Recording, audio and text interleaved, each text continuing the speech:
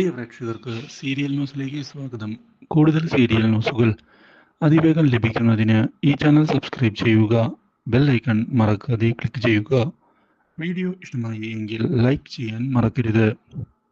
ബലരാമന്റെ തിരിച്ചുവരവ് കമ്പനിക്ക് അത്ര നല്ലതല്ല എന്നുള്ള കാര്യം വ്യക്തമാക്കുകയാണ് ഇപ്പോൾ സാഗർ. മാത്രവുമല്ല, അയാൾ വരികയാണ് എങ്കിൽ നമ്മുടെ ബിസിനസ്സുകളെല്ലാം അയാൾ പിടിച്ചെടുക്കും എന്നുള്ള കാര്യത്തിൽ യാതൊരു സംശയവുമില്ല. ഇത് കേൾക്കുന്ന കൃഷ് ഇനി എന്ത് ചെയ്യും? ആരാണ് ബലരാമൻ എന്ന് കണ്ടെത്തുന്നതിന് യാതൊരു തെളിവുകളും നമ്മളുടെ കൈവശമില്ല.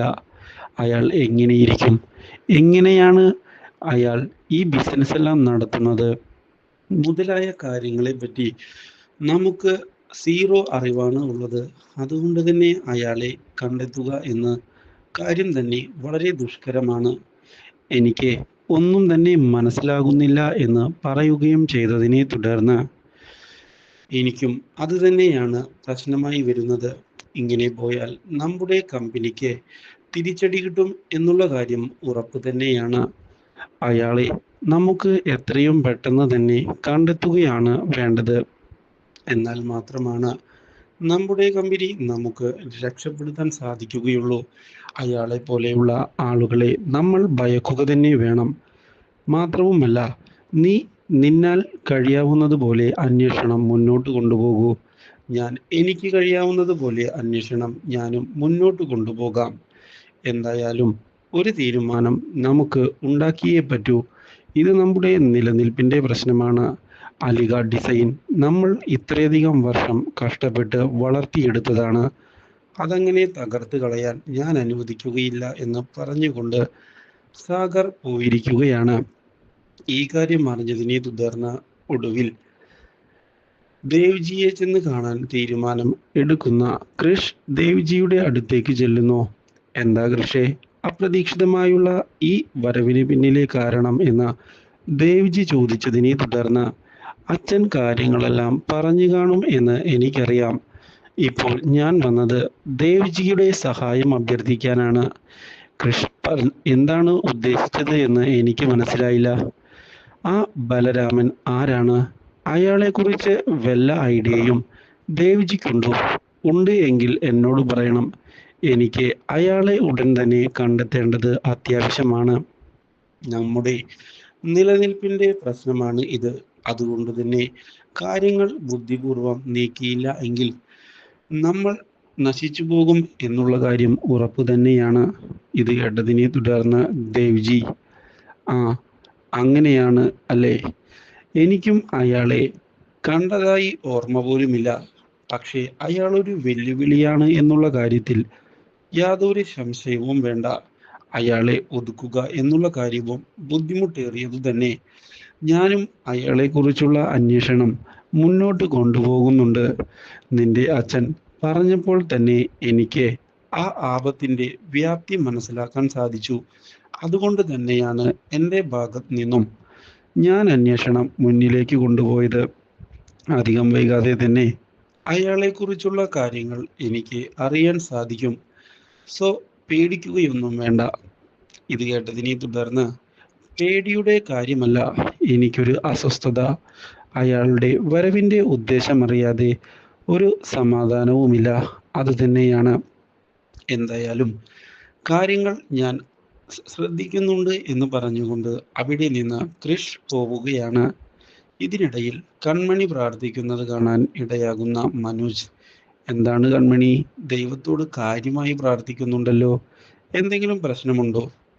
ഇത് കേൾക്കുന്ന കൺമണി, ഇല്ല ചേട്ടാ, ഞാൻ നോർമലായി പ്രാർത്ഥിച്ചതാ.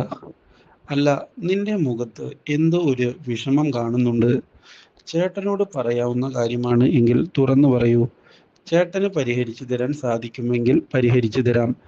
ഈ കാര്യത്തിൽ യാതൊരു വിഷമവും നിനക്ക് വേണ്ട. ഞാൻ എല്ലാം മനസ്സിലാക്കാൻ തയ്യാറാണ്. മാത്രവുമല്ല, നമ്മുടെ ജീവിതത്തിലെ പ്രശ്നങ്ങളെല്ലാം ഇപ്പോൾ ഒന്നൊന്നായി ഒതുങ്ങിക്കൊണ്ടിരിക്കുകയാണ്. അതുകൊണ്ട് ഇനി പേടിക്കേണ്ട ആവശ്യമില്ല എന്ന് തന്നെ ഉറപ്പിച്ച് എനിക്ക് പറയാൻ സാധിക്കും. എന്തെങ്കിലും വിഷമമുണ്ട് എങ്കിൽ ചേട്ടനോട് തുറന്നു പറയുന്നതിൽ യാതൊരു വിഷമവും കാണിക്കരുത് എന്നാണ് എനിക്ക് പറയാനുള്ളത്. ഇല്ല ചേട്ടാ, എങ്ങനെ യാതൊരു വിഷമവുമില്ല ഈ അനിയത്തിക്ക്. എനിക്ക് എന്തെങ്കിലും പ്രശ്നമുണ്ട് എങ്കിൽ ചേട്ടനോട് ഞാൻ തുറന്നു പറയില്ലേ.